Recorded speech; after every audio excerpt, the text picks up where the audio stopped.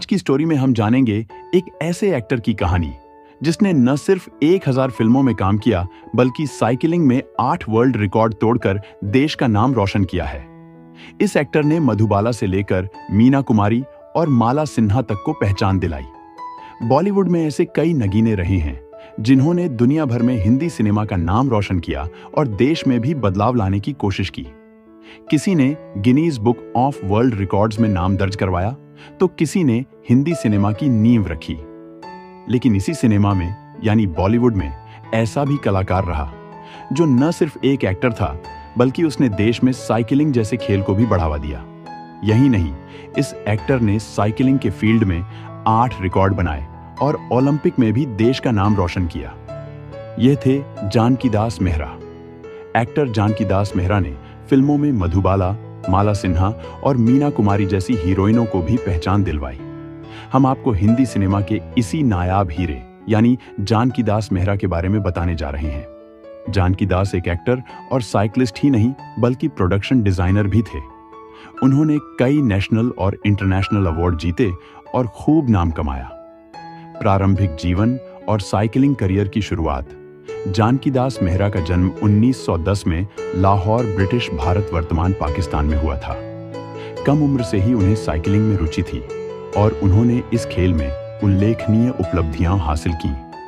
1934 से 42 के बीच उन्होंने साइकिलिंग में 8 विश्व रिकॉर्ड तोड़े, जिससे वे भारत के पहले साइकिल चालक बने जिन्होंने यह उपलब्धि हासिल की। इसके अतिरिक्त उन्होंने 1936 के बर्लिन ओलंपिक में भारत का प्रतिनिधित्व किया, जो भारतीय साइकिलिंग के इतिहास में एक महत्वपूर्ण घटना थी।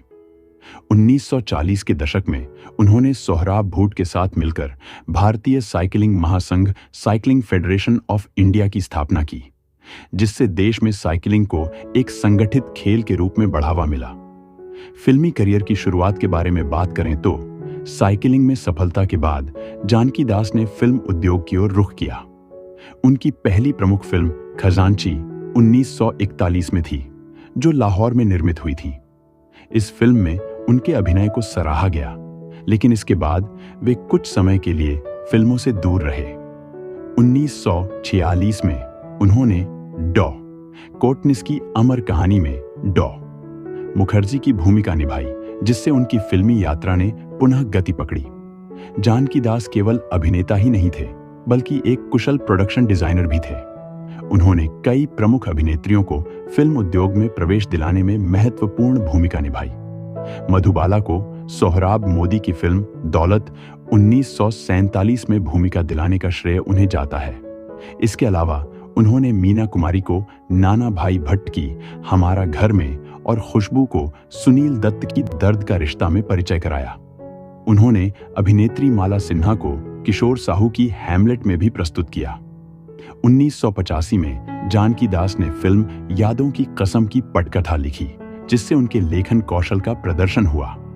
उन्होंने बॉलीवुड और अभिनय पर आधारित कई पुस्तकें भी लिखी, जिनमें मेरी मिसएडवेंचर्स इन फिल्मलैंड और एक्टिंग फॉर बिगिनर्स प्रमुख हैं। उनके योगदान के लिए उन्हें कई राष्ट्रीय और अंतर्राष्ट्रीय पुरस्कार मिले। मई 1996 में उन्हें भारतीय मोशन पिक्चर्स प्रोड्यूसर्स एसोसिएशन द्वारा लाइफ टाइम अचीवमेंट अवार्ड से सम्मानित किया गया। अपने 6 दशक लंबे करियर में जानकीदास ने विभिन्न शैलियों की फिल्मों में काम किया। उनकी कुछ प्रमुख फिल्में इस प्रकार हैं। खजांची 1941 में आई, जिसमें उन्होंने समाचार रिपोर्टर की भूमिका निभाई। डॉ. कोटनिस की अमर कहानी 1946 में आई, जिसमें उन्होंने डॉ. मुखर्जी की भूमिका निभाई। बाबुल 1950 में आई, जिसमें उन्होंने अशोक के पिता की भूमिका निभाई।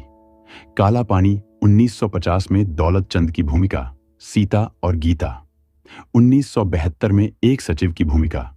शराबी 1984 में रुस्तमजी बंदूकवाला की भूमिका। द बर्निंग ट्रेन 1980 में आई, जिसमें उन्होंने एक्सप्रेस ट्रेन में टिकट कलेक्टर की भूमिका को बखूबी अंजाम दिया। जानकीदास मेहरा का निधन 18 जून 2003 को मुंबई के जुहू स्थित उनके आवास पर हृदय गति रुकने से हुआ। वे 93 वर्ष के थे और लंबे समय से हृदय संबंधी समस्याओं से जूझ रहे थे। जानकीदास मेहरा का जीवन प्रेरणादायक उपलब्धियों से भरा था। एक साइकिल चालक के रूप में विश्व रिकॉर्ड तोड़ने से लेकर फिल्म उद्योग में नई प्रतिभाओं को मंच देने तक उनका योगदान अविस्मरणीय है। उनकी बहुमुखी प्रतिभा और समर्पण ने उन्हें भारतीय सिनेमा और खेल इतिहास में एक विशेष स्थान दिलाया। तो दोस्तों, आपको ये स्टोरी अच्छी लगी हो तो एक लाइक जरूर करें, मेरे चैनल को प्लीज सब्सक्राइब करें। अपना ख्याल रखें। धन्यवाद।